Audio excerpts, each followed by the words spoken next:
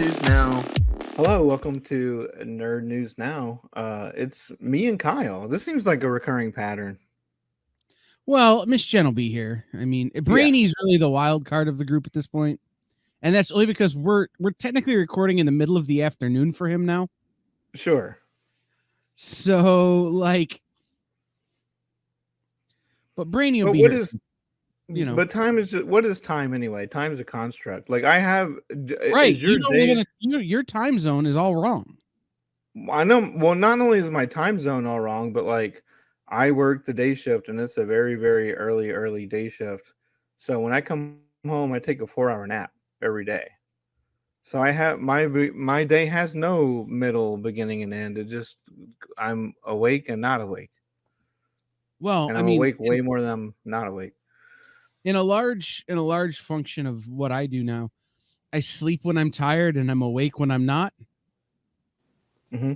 Like that's kind of how this works. So like Saturday into Sunday, I worked until 6 a.m. But we were just talking before we went on the air, like I've got this really complicated algorithm that combines multiple Google documents to set my calendar. So like, oh, I worked till 6 a.m. and I got tired. And then at 7:30, my alarm went off because I had someplace to be at 8:30 Sunday morning. It's like, I had forgotten that was a thing when I stayed up until 6. Yeah. So those days are just brought to you by Cellucor, the makers of C4 energy drink. Mark, I can't say that I did as many hours as you, but I was up at 5 a.m. so I could get ready to go to Exxon today. That's pretty early. You said to Exxon? Yeah, Exxon Mobil. Because you have one of those holiday shows. Yeah, I gotta pop it. Yeah. Every time you go to Exxon, I go, wait, didn't they go bankrupt? Mm-mm. No, because I'm confusing Exxon with Enron. Oh, yeah, definitely those guys. Like, every time you say it, I go, wait, no. Yeah, those guys. That's a different company. Mm-hmm. But, you know, it's E and then some consonants, and it ends in an N, and that's kind of how it sits in my brain. And it's an energy company. So. Right. And it's a huge corporation. Yeah. Right. Yeah. It was a hop and join today. I was kind of worried that everyone had this was the week they were leaving.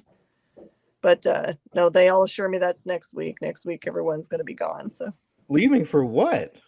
I don't know. Just use their vacation days because they run into the same problem that everyone does. That they're like, oh yeah, I have vacation days I have to use.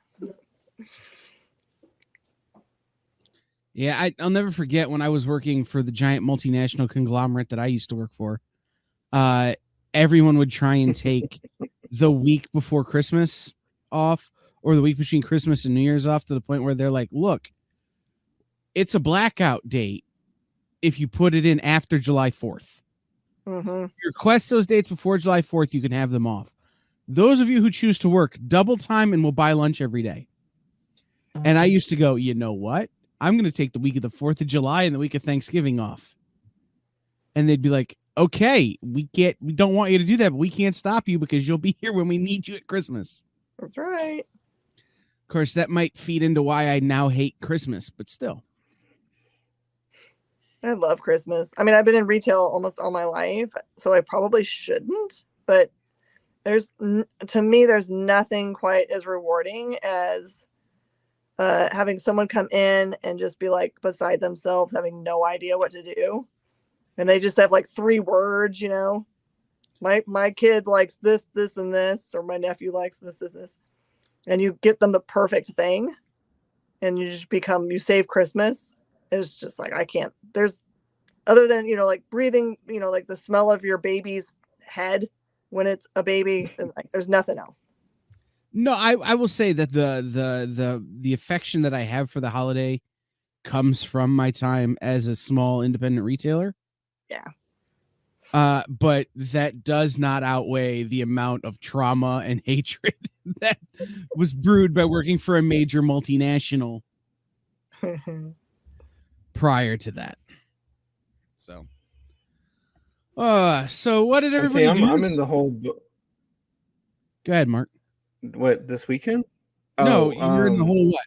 at oh, I'm in the whole part of society that never gets a weekend, and not in a good way. Like the Dowager Countess on Downton Abbey once said, "What is a weekend?" Because she was off every day, right? Yeah. But so yeah, vacation time's a little bit tricky in the holidays, but other than that, I love Christmas. But the problem is that I get a whole bunch of gifts for a whole bunch of people, so I'm just in this constant like, it's not a sprint, it's a marathon, but I'm always sprinting. Hmm. So I got to give one of mad those props things. to Mark. Mark is the best giver that I know. Like, you don't know that he's paying attention all year long to random things that you say when you're near him. He just somehow magically remembers all the things. Do you like have a notebook that you write things down in, or are you just that good?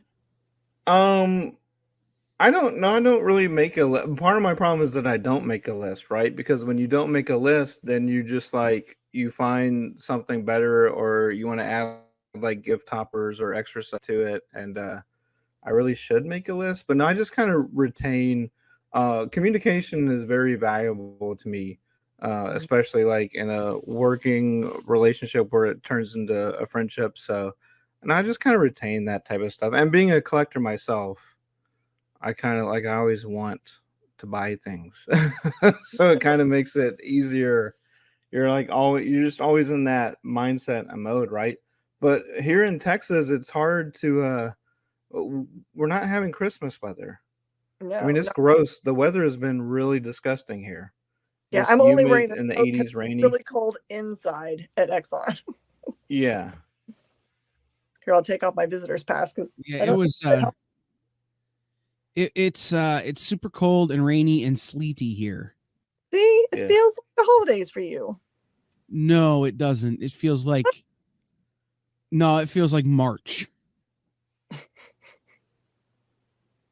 Oh, so is Ohio like that? Where, because I was in Oklahoma City, you didn't get snow until spring break.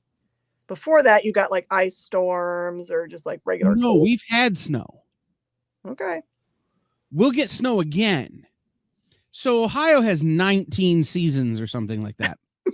You have, winter, spring, winter, summer, winter, fall, winter, winter, winter. Then you have fake spring, second winter. Like we get summer for like a week and a half at the beginning of August, and that's about it. Oh, that sounds like Chicago. And very similar because Mhm. of the stupid lake. Yep. Stupid lake. Egg. We don't even have a good lake. We've got Lake Erie. It's like not deep enough to sink any ships or anything, and not big enough that like, you can like say we got this great big lake. It's just big enough to keep Canada where Canada's supposed to be.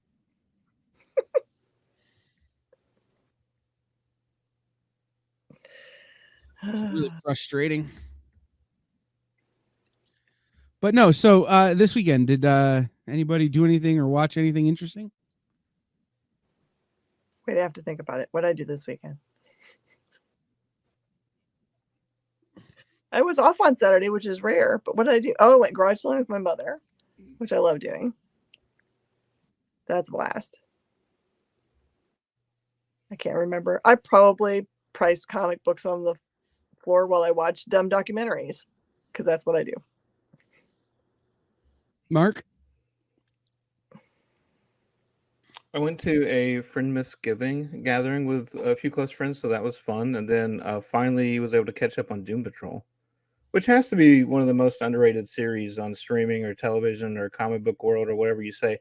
It's not for everyone, and it's absolutely bonkers insane. And I do wonder, once Brendan Fraser's movie comes out, The Whale, that he's starring in, is getting all this like critical acclaim right now, if people are going to go, oh, what's he been up to, before this, and if they're going to start watching Doom Patrol and love it or hate it or whatever. But Doom Patrol is amazing. There's 2 episodes out for this season right now.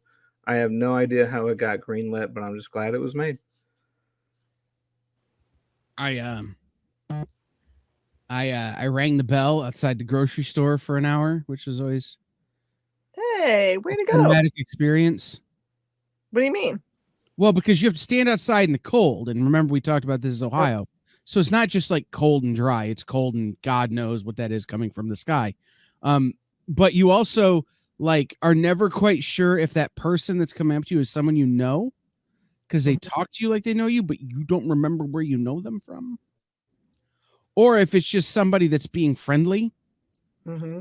And then at the same time, like they want you to say Merry Christmas to this person, but like I'm not comfortable doing that because what if they celebrate Hanukkah? Like, so like I have this whole big moral quandary about ringing the bell.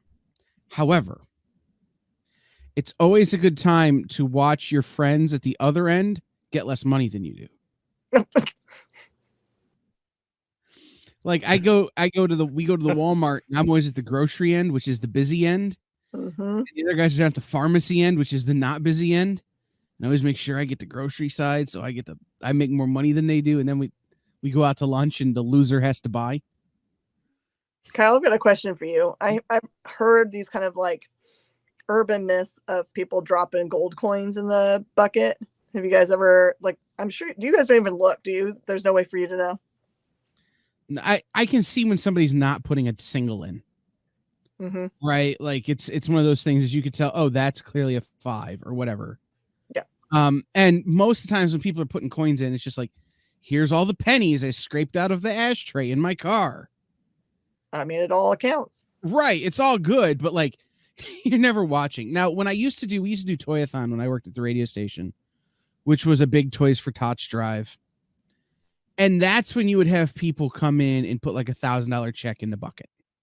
Nice. Right? Because it's an event that people can come to. We're in the mall. We're we're interviewing those people. We're putting them on the radio. We're shouting out their businesses, whatever. That was always where you could see that kind of stuff happen, where somebody's like, oh, here's this thing. But when you're just at Walmart, like you couldn't tell. And I would love to hear the story of that happening sometime when I'm doing it, but like it's not. I don't care. Like I know that every 83 cents that goes into that bucket can buy a kid a toy for Christmas or provide a family with food. So all I'm trying to do is make as many 83 cents groupings as I can. That's awesome. So like, and then like, I'm also that guy who has moral quandaries with the organization that we're helping. But at Christmas, there's no organization that does more for people. Yeah. So it's like I could put my moral quandaries aside for 6 weeks and be like, okay. So, but I did that, and then we went to lunch, and then I went home and watched the Guardians holiday special. Yay!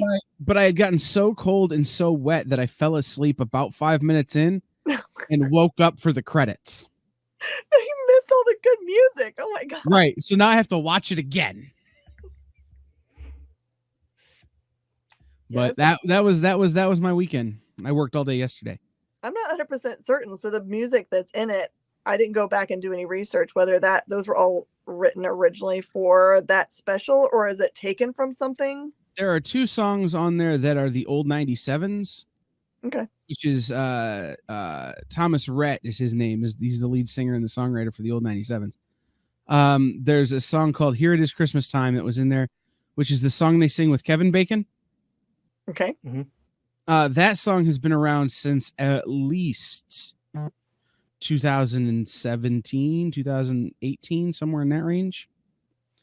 That was the first time I heard it when I got their record. But the other song seems new. I've at least never heard it before. Because I'm always happy because I can't remember the last time I heard a new Christmas song. Like I've heard different artists do old Christmas songs, do their takes on them, but it's been a long time since I've heard a Christmas song that I thought this is breaking new ground, and I love it. Miss Jen, you need to look at my Facebook posts every day. Oh, I did see those. That's Yeah. awesome. I'm gonna listen to all that stuff. And one of those posts was from the Killers, which have done that maybe 7 out of the last 10 years. They did a Well, brand new so I Christmas have song. in the 25-day list, I have 3 Killer songs. Okay. Because the Killers, like they have like the classic "Don't Shoot Me, Santa," which is great, but then they have like a song called "Joel, the Lump of Coal," What? which is like a song nobody's heard, but it's a great Christmas song. And but that all goes back to Merry Christmas, I Don't Want to Fight Tonight by the Ramones, and Grandma Got Run Over by a Reindeer, and like there's so many traditions that I will highlight during my show. For those of you who don't know, and Mark's probably seen it, I do a 25 days of better Christmas music post a day on Facebook. And on Hive, if Hive gets their crap back together, I'll put them all up on there too. But the idea was, when I was working in the radio, we would start planning Christmas music in August. It's 106 out, and we're listening to Bing Crosby, right? Because you got to plan that far ahead. Yeah. So there would always be new Christmas music that they would put out, and that would never make the playlist because they're like, nobody wants to hear this new alternate take on Christmas. I want an Alien for Christmas by Fountains of Wayne. Mm-hmm. And that's fair. But people want to hear Dominic the Italian Christmas Donkey, which is offensive to Italian people. So, like, you would make your playlist. And so I wind up with this list of songs that I loved every year that weren't on the playlist. And then I got to thinking about, what are some songs that don't qualify for radio play that are great Christmas songs? So songs like Fairy Tale of New York by the Pogues. Can't play that song on the radio. Mm-hmm. But that's a great Christmas song. So I started putting this playlist together, and it's like 200 songs now, and I pick 25 every year. So I really do enjoy, like, I dislike Christmas. I dislike Christmas music. But I love the idea of putting together better Christmas music and being like, look, if you're someone who finds yourself slightly disenfranchised with the holiday for whatever reason, you know, it brings up bad memories, it makes you sad, you're sick and tired of the commercialization or whatever it is, here's my better Christmas music, including this song like I'm going to post tonight that's a Blues Traveler tune that really isn't even about Christmas, but it's about going to Canada, so it's close enough. I've got another question that I posted to myself this weekend, and I didn't know if I answered it correctly for myself. So, you know, everyone spends a lot of time in avoiding a certain song by Wham. If you hear the same song, but it's not them singing it, you don't go to Wham Holla, right? It has to be the Wham version. Okay. Yes. I'm still safe. I'm alive. I've been alive since 2017. Oh my word. I don't know how you avoid it because it's playing everywhere. A lot of it has to do with having your own Christmas music playlist and wearing headphones in the grocery stores. you play smart, not hard. Okay. The official answer on the Guardians of the Galaxy holiday original soundtrack. Okay, good. I don't know what Christmas is, but Christmas Time Is Here by the Old 97s is new. Okay. There were a number of other songs written specifically for the show. And then Here It Is Christmas Time was originally put out by the Old 97s back in 2018 on their record Love for the Holidays, which also has it's a great Christmas record. So. Thank you. That's so cool. New stuff. I love the old 97s. Just throwing that out there. Mark, do you have a favorite holiday tune or so? The aforementioned song, but by Jimmy Eat World, which I feel is a better version. And won't send you to Wham Holla, apparently. But also right. Christmas Treat by Julian Casablanca. Yeah. But Julian Casablanca's song Christmas Treat, which is also in the Christmas special, not an original song, but maybe 5 or 6 years old. Julian Casablanca should get more credit than he does. Just throwing that out there. He really should. Just throwing this out there. My favorite Christmas song this year is a song called Christmas Things by the comedy band Lou Burger. It came out a couple of years ago, but I just found it. So awesome. It's talking about how the things I actually want, like world peace and the end of world hunger and all that kind of stuff, can't be here for Christmas. So I'll just take stuff. Thank you. Pretty much. There's also a song called Hell of a Holiday by the Pistolantes that I'm high on this year. And an old favorite, but The Season's Upon Us by the Dropkick Murphys.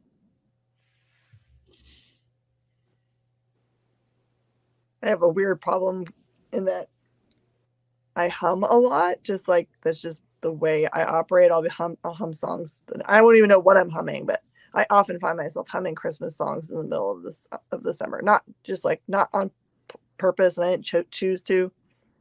That, and I have a hum curse for the A-Team theme song, which I have not gotten rid of for the last 25 years. Now it's stuck in my head. Thank you. Sorry. I like to share. The one thing I haven't done this year is gone through and curate the playlist, which I really need to do because there's songs on here that no longer qualify for my playlist because they're getting played on the radio. I mean, they could lose their place on the list because other people like it. Well, the idea is that it's stuff you can't hear when you turn on your local all Christmas music radio station. So, like, Thank God It's Christmas by Queen, off the playlist. Mm-hmm. So, man, I spend way too much time doing this, but it gives me a what's it looking for? It gives me a way to clear my brain at the end of the night by stopping, picking my song for the next day, writing my post. mm-hmm. You know, Can you make like, I don't know what the rules are for TikTok. Can you make a TikTok with the song that you like? If you made a list, could you do a short TikTok every day of the ones you like so people get it like a little sound sample? maybe Bopped off. maybe I don't know. I've not really messed with it, but it's it's one of those things that like I've been doing it this way for a long time, Mm-hmm. and so I just enjoy doing it. The way this kind of traditional way. I used to write a blog post with it, but I don't have a blog anymore because it's 2022 and who still has a blog? Even though we're starting blogs on the Experience website. Hey man, what's old is new. Right, it's true. So in actual nerd news, there's been a lot of debate on the internet this week about a lot of stuff. Yeah, people are very opinionated this week. Mm-hmm. Specifically what? Well, Patty Jenkins is off of Wonder Woman. Mm. AI art is killing everything. Patty Jenkins is off of Wonder Woman. And Black Panther 2 only got 2 Golden Globe nominations. Well, but it has broken the fold of none of that stuff's ever been nominated. So like we finally have Marvel movie saying, yes, the acting that is done in these movies is worth awarding. It's true. Also, everyone is doing the Wednesday dance. And I saw the coolest meme that was like comparing the Wednesday dance to the dumb dance that from Venom 2. Oh, that's funny. My thing was going to be and every goth ever went, we did that 30 years ago to Depeche Mode. I don't understand what the problem is. Mm. Also, we were talking about music. The Cramps are charting again because of the show Wednesday, which is always a good thing. Yeah, it is. Wasn't there recently a song that like got real hot because it was in a show? Running Kate up that Bush. hill by Kate Bush. Gosh, that's it. But not just real hot, like legendarily hot, like Number historically. Yeah. Like putting Right. money, a substantial amount of money in her pockets, which is good. Seems Right. fair. I mean, that song's been used a ton of times in pop culture, and the bump that it got from Stranger Things to push it to number 1, which is higher than it had ever charted before, like, was incredibly interesting to watch. And I think Kate Bush certainly deserved it. How do you think the choice is made for what is the perfect fit for these shows? Like some of them are obviously referencing the era that they're they're in, which is Stranger Things. They just pick something. But like, how do you think that they just put their feelers out there? They ask a music head like you guys and be like, what can we use that isn't an obvious thing? Because I mean, there's a lot of stuff they could have used, right? Right. Mark, do you know, is this something that you've... Well, two of the best TV soundtracks in my mind are Chuck and Friday Night Lights. So I used to do a lot of research on, okay, how do you guys find this stuff? Because it's just like incredible. And I think the number one thing you have to do is, okay, can I get a list of like 1,000 songs we can license? Or you come up with like 200 songs you want and go, which of one of these can we license? Because that's what it ultimately comes down to. It's the clearance rights, right? So there might be better songs to use, but it would be very difficult. It depends on if you were going to write a screenplay or an episode about a particular song, you would have to have a license first. So in that case, it would be the egg came before the chicken. But if you already did a show and you're like, well, this song fits in here well, can I get this license? Okay, it'll work. It's one of those things like, and again, I know I always recommend this show to everybody, but The Leftovers, they had this whole season arc where Mark Lynn Baker was playing himself, and Mark Lynn Baker was Cousin Larry from Perfect Strangers. And then one of the introductory scenes was the Perfect Strangers theme song. And I just can't, like, either HBO just had to basically bring a blank check and go, just give me this song, or they had to have that cleared, or have thought of maybe like 9 other sitcoms and sitcom actors that could have done that.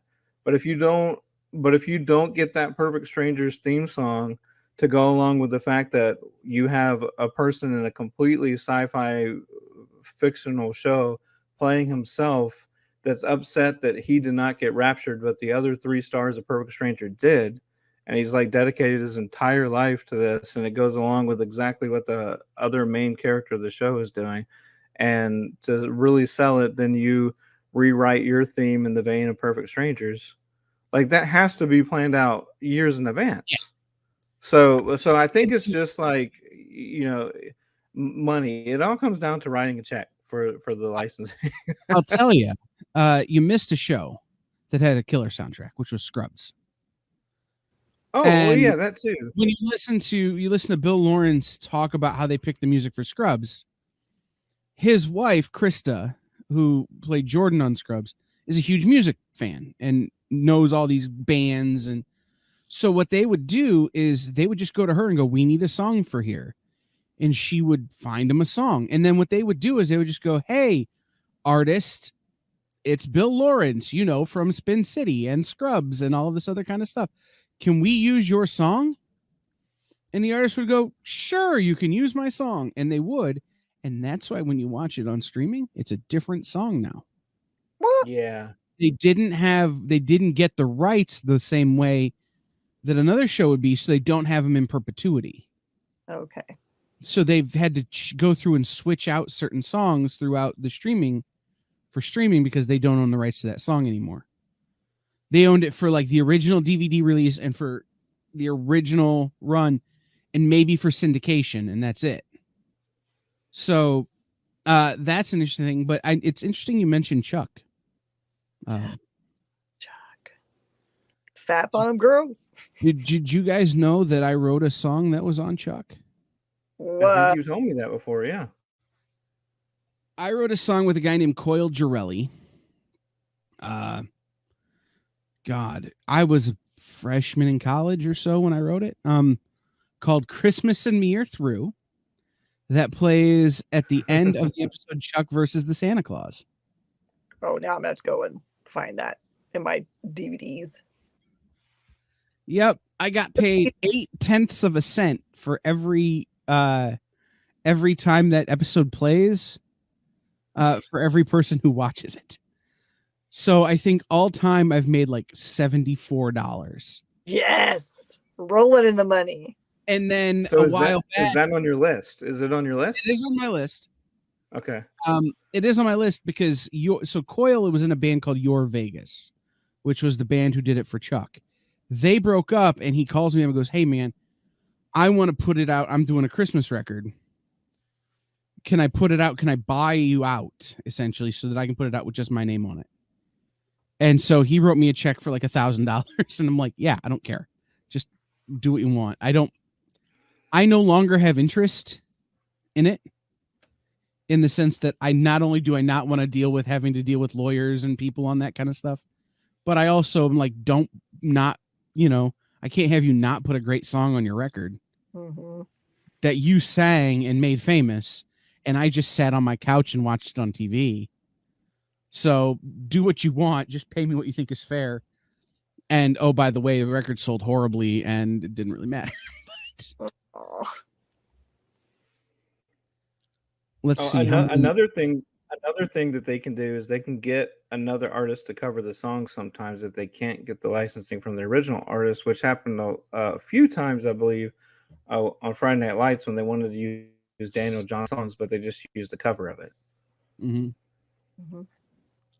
And there are whole bands that just do that. Their whole existence is to do covers for TV shows, which is a cool kind of life to live, but like it's kind of annoying. I'm trying to think. There's one. What is the name of that band? Sleeping at Last is a band that does that. All they really do are covers of songs for TV. Oh, I know what I was thinking about. That it was like really music driven. Like, I wonder how they chose the music for Baby Driver, which is completely centered around what he's listening to.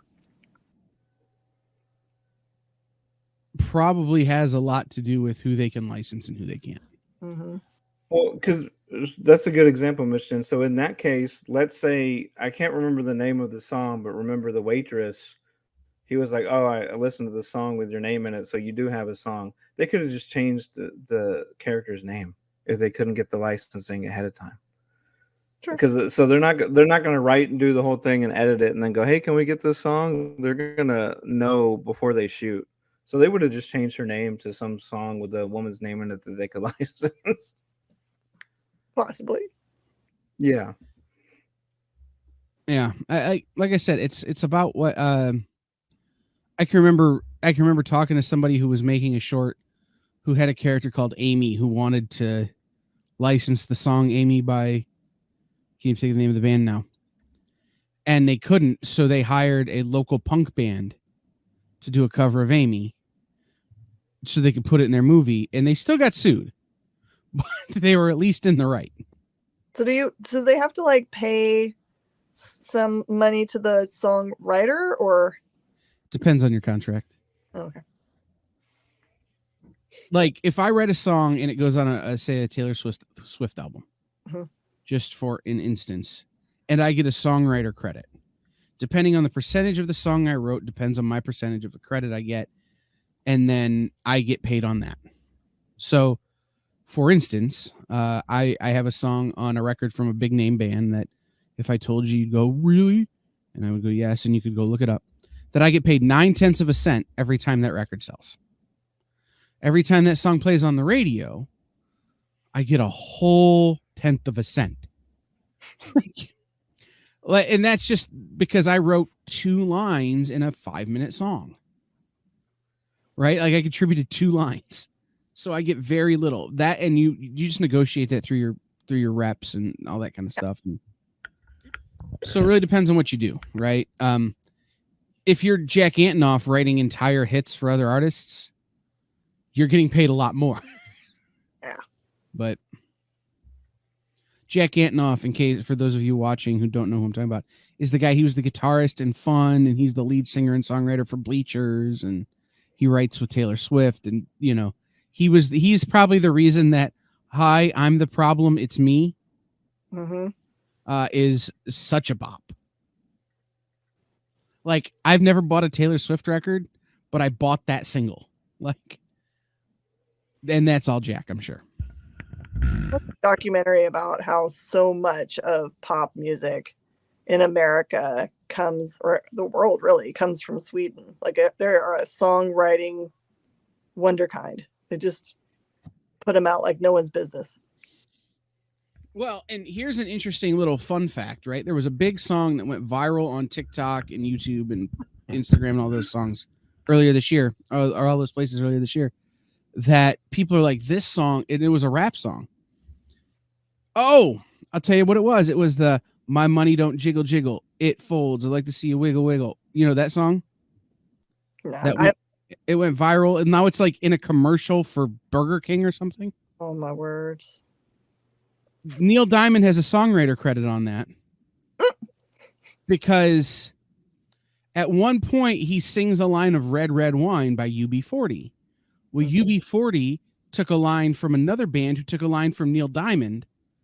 So they have to give Neil Diamond a songwriter credit on this improv rap that this guy did in a documentary film that then got auto-tuned and put on the internet. I would hate to be the person that has to try to track all that stuff down. Like where did this come from? Like if someone hears it from some no-name band on a stage somewhere and wants to be able to cover it, try to figure out who really wrote that thing. Well, it's why All the Single Ladies was written by 75 people. Oh my gosh. It really wasn't, but it sampled and took from so many other things that they have to give all those people credit. The better example, Jen, in real life is if you when you go to church and they sing a song and it's like got 2 or 3 songs in it, and you look at the end, like on if they put the slides up like on the screen, and at the end there's like all of these people listed and there's this big block of text. Like that's what that is. It's worse because over time, lots of people have their fingers in it. Right. It just keeps getting bigger and bigger and bigger the more people who touch it. Well, that's cool. Mm-hmm. This has been the music episode. It really has. This is better than an episode because I'm starving. It's true. So, how do we feel about Patty Jenkins being out as being out of Wonder Woman? I mean, the way I kind of read that she exited was because she had plans in a direction for that wasn't going to work out with the plans and directions that Gunn had, and they just couldn't come to an agreement. And I think that's fine. That happens all the time. Mark, do you have an opinion? Yeah, I mean, I wanted to love 2 because it was about Wonder Woman in the 80s and the cast is great. And there's a lot of aspects for sure that were there, but it just didn't land. And like it didn't land for critics or the fans, and yeah, it still made money because it's Wonder Woman. But so now with this changing of the guard at Warner and HBO and the whole, just everything that's going on, it's not super surprising. And there's a lot of time and money that go into these movies, and if you're a director and you want to do something else, if you're like basically like, well, I'll stay here but we have to do it this way, it's probably not going to happen. So I think that she probably has better things in her future, and if they want to take Wonder Woman in a different direction, they're going to do that anyway. So I hopefully there's no hard feelings on either side. I don't know.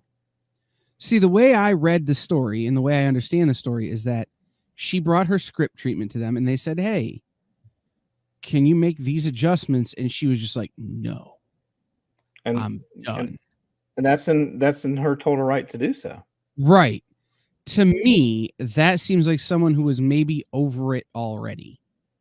Possibly, yeah, because of the time in between and the wait and then the uncertainty. And look, if you're a high-end director and someone else is going to give you, because I don't know if I've ever heard her say what her dream directing job is, but it may not have been Wonder Woman. So she might want to do something else, and if she wants to do something else, then someone else will let her do that. She's going to go do that. It's just kind of a case of what was it? Was it Bill Parcells that used the analogy in sports where it's like, well, if I'm going to be the cook, I want to pick the ingredients too. Basically like a high-end coach that also wants to be the GM of a team. And if the owner says no, then just go somewhere else because you're not going to be happy there.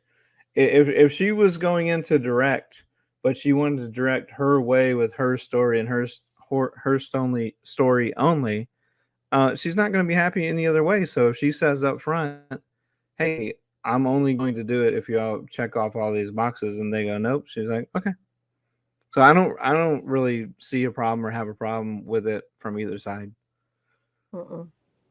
I'm kind of interested in, I mean, because there was other stuff that happened just ahead of this, right? Where DC's Mm-hmm. pretty much kind of pulling a lot of the TV shows. I don't know if it was really explained very well why. Like if they came and said, okay, we're pulling them because we've got other stuff that we have planned that it kind of conflicts with for storyline, or I don't know. I just felt like there was a lot of stuff that just like Supergirl or whatever, that just was like, no, this is all got to end. We're pulling all this stuff. I don't, I think it was ahead of us finding that gun was coming over. So I don't know if it was related at all. Well, yeah, I mean the Arrowverse had been dying off for years, and that was on CW. So it's not like Marvel where it's like, oh, we own the streaming service, so we can do whatever we want. Like the CW and the Arrowverse and all that was way different. And also, still in the air. I have no idea. Did you hear that No. DC Warner is going to rebrand their streaming service? They're going to drop the HBO off of No. HBO Max. Oh, yeah, we did talk about that. I don't like that because HBO is like your main thing. So yeah. Now, if we talk about that streaming service, my oldest son's going to be confused about what we're talking about. Well, they also trademarked the name Beam. Beam. Yeah. So it'd be like you can watch it on Hulu, Netflix, or Beam. Yeah. I'm so confused about how you do trademarks. The way I was told is that you can't have a trademark until you actively use a name with the TM on it for some amount of time. Then you can say that is a trademarked phrase. You can't just be like, this thing that we've never ever used is trademarked. No. You can trademark anything, and I know because I just trademarked What's Up the Internet. Really? Oh yeah. Is it expensive to trademark stuff? No.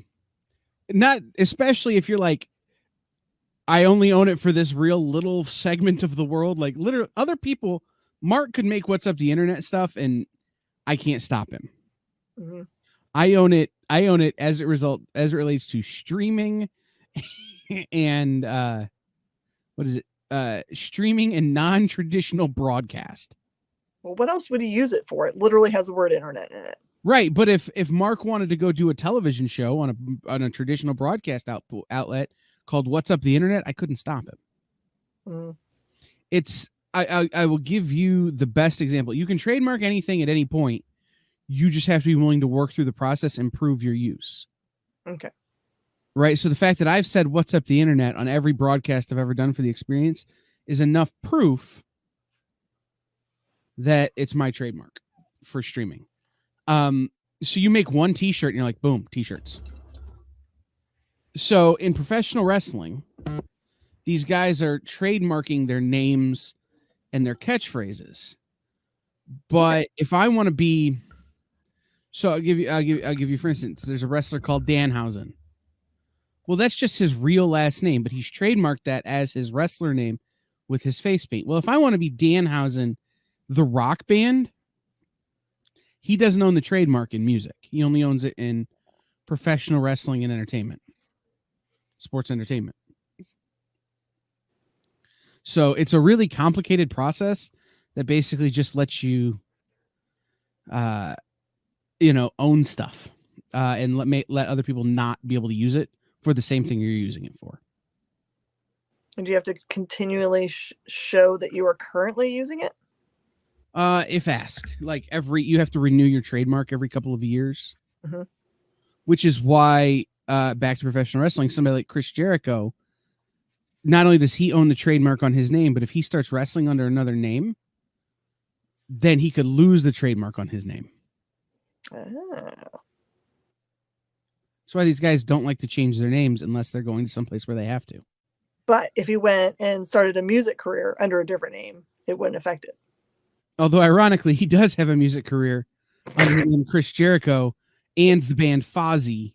But Fozzy is not infringing on the trademark of the Henson Company, who owns the name Fozzy the Bear. Mm-hmm. It's not a copyright infringement because it's different It's music. Okay. sectors. It's also spelled with a Y, I think, too. Yes, it is. But there's no way to know that just by saying it, and that's part of Mm-hmm. what you're trademarking. Because again, I got into it with FIFA last week over a trademark infringement issue, and because if you say world and then you say another word that is associated with a professional sporting organization currently having an event in a country in the Middle East,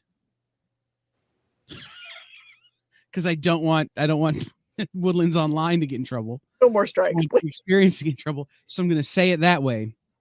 They will come after you for trademark infringement. So how come I hear everyone on the news saying it? How come everyone the on the news is news doesn't count? Because the Okay. news are reporting on the trademark, not using it. Okay. It's look, I have a lawyer I can send you to who's very good at this. Right. His name is Mike Dawkins.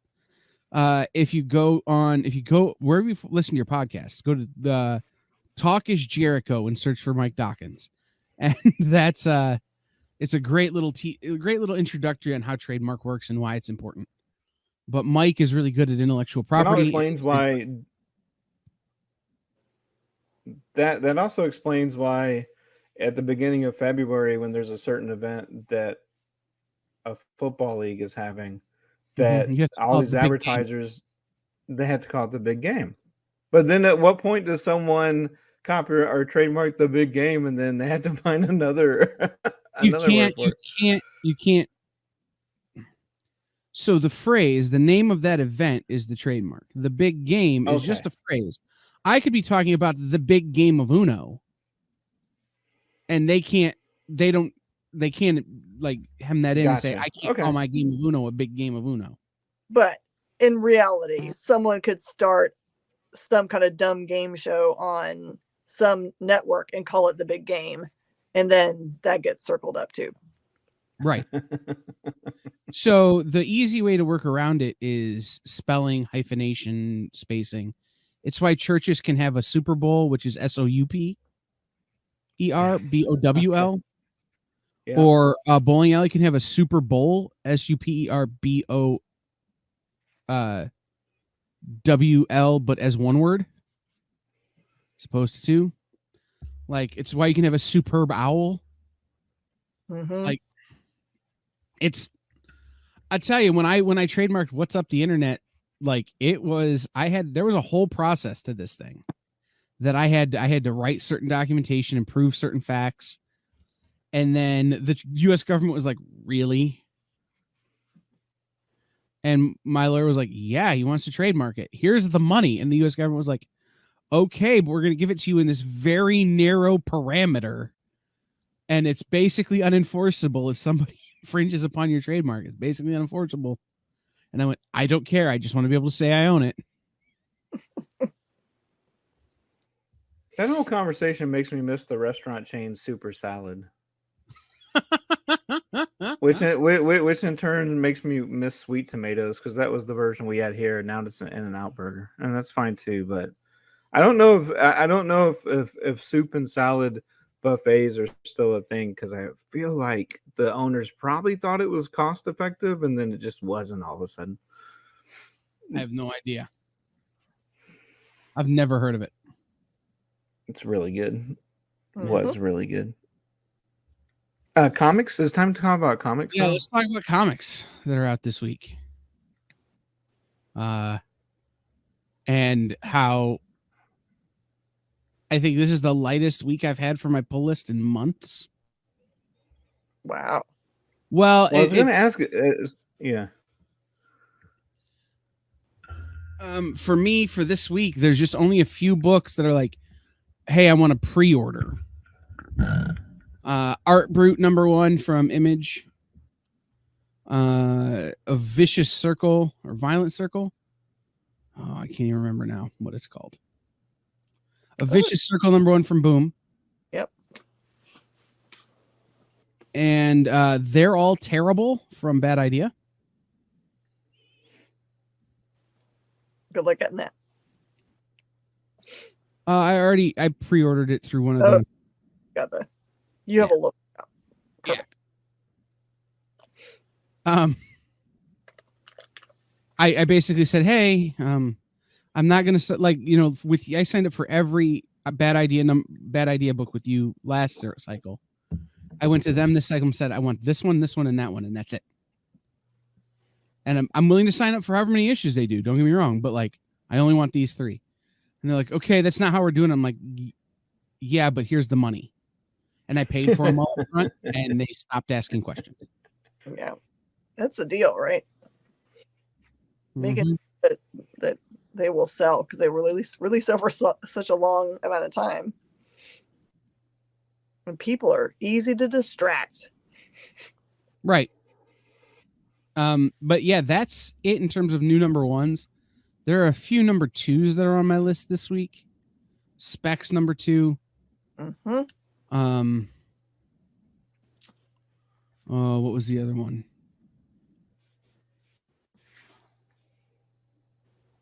Isn't this the big release week for Batman Spawn, which in my area is a big to do because one of the stores in our area has been selling it since the weekend. Yeah, I don't have any Marvel or DC on my pull list this week. Wow. Although I am interested in Danger Street from DC. Who does that one? That one is Tom King and oh yeah, then. Yeah. It's the red one with the hand on the cover going like this. Mm-hmm. Kind of feels like a zombie book. I normally be able to look stuff up, but I only have my one device, so I can't. Let's see here. Is Danger Street a part of their horror imprint, or is it, or like Black Label? Yes, it's a Black Label. Okay. I thought they had Hill House. So. Not this week. Or at least not according to this list. And I don't even see Spawn Batman. Unless, is that actually on the Image imprint this week? It could be.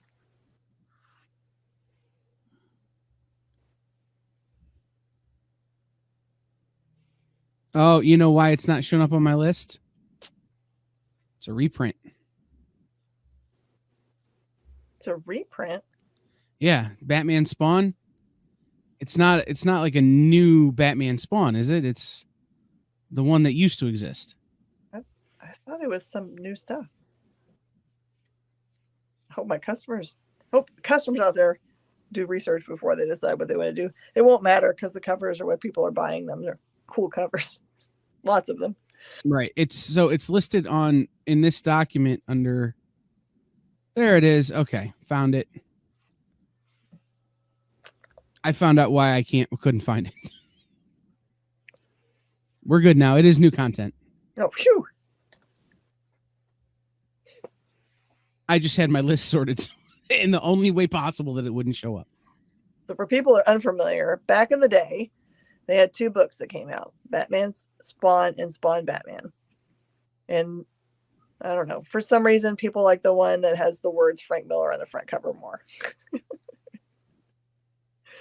But it was a popular thing to collect. I don't know what the print run was for the original. But I think it's smart for them to go back and revisit it because people have been kind of jockeying they like crossovers between companies. But right now, the way everything is with 2 gigantic parent companies, that Marvel and DC will be able to play in the same sandbox again is highly unlikely. They did it one time for Perez when they reprinted the JLA. And even that was like, they didn't want to do that. We kind of had to berate them into doing it. Well, I think that they wanted to do it. I think that the difficulty is that people wanted the print run to be much larger, but they could not do that because the permission was for the Perez fundraiser for a specific amount of them. It wasn't like DC, why don't you just make more? It was like, that was what we got permission to do. Yeah, my understanding was that they didn't even really want to do that, but like everyone was like, it's George Perez. Are you really going to be those guys? And they're like, fine, we'll do it. Like, we're good with doing it, but we can only do it for this many copies. So. And speaking of that and trademarks and stuff, how did it work when they did Spider-Man and Invincible one shot a few years back? That's Marvel and Image, so that's a whole other kit and caboodle. Well, right. I just meant, but it's different when it's outside the big two. It's just different. Like, I didn't know if it has to be up to like some of the creators or what, or if it's just you split sales. Who knows? But well, there's a huge tie-in between Image and DC and Image and Marvel. Those are forever kind of mixed up. So okay, so many people worked for both or came out of one to do the other. So, and like you got Jim Lee coming out of Marvel, going to Image, and then going to DC. So he's done all of them. He's got the trifecta. Yeah, but I'm sure it's not. I mean, but it's not up to him just to go draw a Batman wherever he wants, even though he's like an iconic Batman artist, right? So there's still got to be clearances. But you were just saying maybe a couple of companies don't play as well with each other as others. right, and that's what it is, right? Is it's okay. I dislike you, you dislike me. Well, we're gonna do this good thing for this one person, and then we're gonna go back to hating each other. Oh, okay. You know, it's other people are like, hey, we're not friends, but we don't hate each other. My phone is ringing. I have to take this. Okay. You want okay. Oh, Miss Jen, I have a question for you. Okay. Cool. And this kind of goes back to what you were saying at the beginning about being a retail shop owner and kind of pointing people in the right direction. So this might be sort of like a heavy question for like 2 minutes left, but what do you think is a good entry level comic for kids who are sort of in that mid-grade reading level, but maybe the Spider-Man cartoons and maybe they've seen all the MCU movies with their parents. But would you necessarily recommend like going to, say, speaking of your store, Space Cadets, straight to the kids section, or can you think of a few kind of mainstream comics that are just a good entry level, nothing too crazy in them? And obviously all the comic companies have the ratings on the cover now, so parents can kind of be wary of that. But do you have any titles that you'd like to throw out that just for gift giving for the holidays? Sure. For a long time, we have been asking both Marvel and DC for more books that were made for those transitional ages, because we felt like there was a lot of really young stuff and a lot of stuff that was directly pointing for adults, but there wasn't a lot for those mid readers.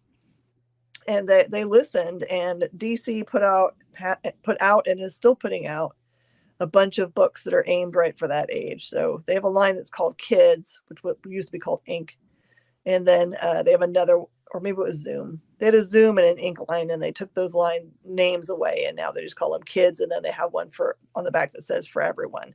The For Everyone line is really great. And they have most of that stuff's been written by, they tapped a bunch of YA top selling writers, like I'm trying to remember who did the Raven and Beast Boy one that's just off the charts, can't keep it in the store, but there's a bunch of them that are really great. So if you're looking for DC, that you can totally find those, and you can tell what they are because they actually made them more digest size, which is what that age group is used to seeing, because that's what Scholastic puts out, which is just off size from comic book size.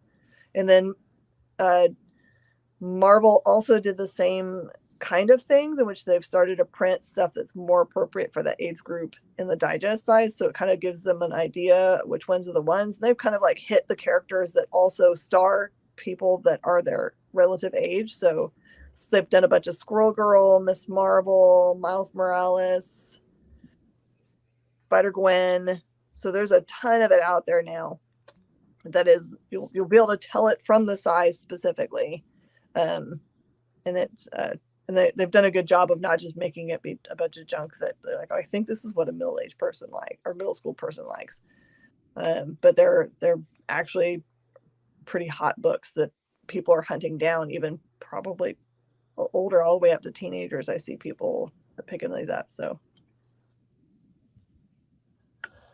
that thing where your endocrinologist calls you at 20 minutes to 8 on a Monday night.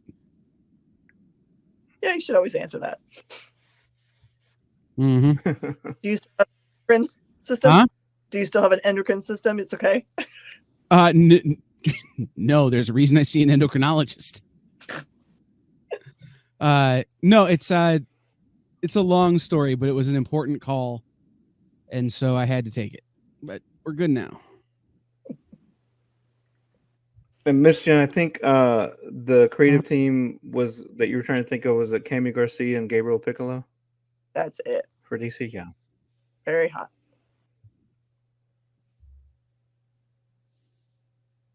They even have a Harley Quinn book. They even have a Harley Quinn book, which, you know, that character is usually seen as being a much more adult character, but they've managed to make right. a kiddish friendly book. So Yeah, I just think it's good to hear from someone that, you know, sells the content and knows, because it's like they can rate stuff all they want, but that doesn't necessarily mean it's like friendly and inviting and entry level, right? And if someone wants to go from reading, you know, just plain text books to comics, I think that they need, you know, something that's kind of, you know, straight and to the point. Probably lighter stories. Again, I don't think anyone's going and picking out Walking Dead comics for a 7-year-old. But who knows? I don't know. Cool 7-year-olds they are. Well, maybe. when the shows were still going, I had parents come in and say, "My kid watches this show; it'll be fine." I'm going to explain to you even more graphic act of rapes, and I don't know if it's really what you want your kids to read. But if you're there to explain things to them, then you do parenting the way you do parenting. Right. I always said, you know what this is, right? And they would go, yeah. And I go, and you're still buying it for your kid? And they would go, yeah. I go, all right, then I indemnify myself. You are indemnifying me. You are making this poor parenting decision. Do not blame me for your own mistakes. Here's the book. I will take your money, and I'm going to go over there. Yeah. The Garth Ennis section is there. Yeah.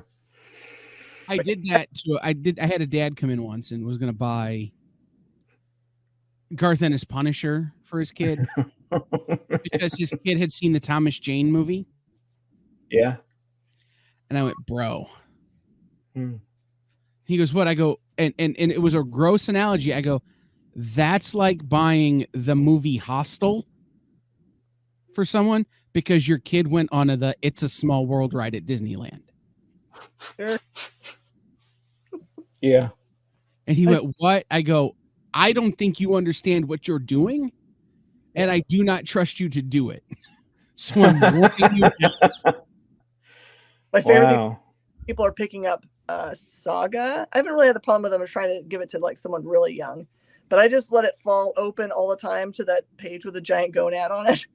Like, I'm just letting you know this is what you're in for. And if they go good, I'm like, excellent, this book is for you. Right, I always make them turn to the first 3 pages of Saga issue 8. Do you remember that drama, Jen? I don't remember that. Saga issue 8 was not available digitally on Apple devices. I do remember that drama. Because of the first 3 pages. Like, I'm like, if you're good with this, I'm good with you reading Saga. They were Yeah. having a specific type of party, I believe. So. Mm-hmm. Yeah, very specific type. So, all right, we're out of time. We did. Yes. A very musical episode.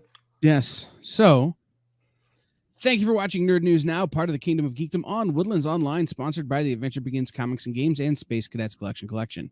Check out other shows on Woodlands Online, like Weekly Fallout Sports Talk, The Adventure Begins Show, Four Reels, The Best You, Between the Trees Business Talk, and much more. You can watch all these on Woodlands Online and on our partner station KVQT HD21 over the air on your television. All these shows and more on Roku right now. Just searching at Woodlands Online TV to your streaming lineup. Plus, you know, the copy still says now, but now and for a long time now, you've been able to listen to the podcast versions of these shows on Spotify, iTunes, iHeartRadio, Stitcher, Google Podcasts, Amazon, and anywhere else fine podcasts are delivered. I always listen on Spotify, but I hate the sound of my own voice. So, for Mark and Jen, the absent Brainy, and the absent Justin, ironically, I've been Kyle, and this has been Nerd News Now.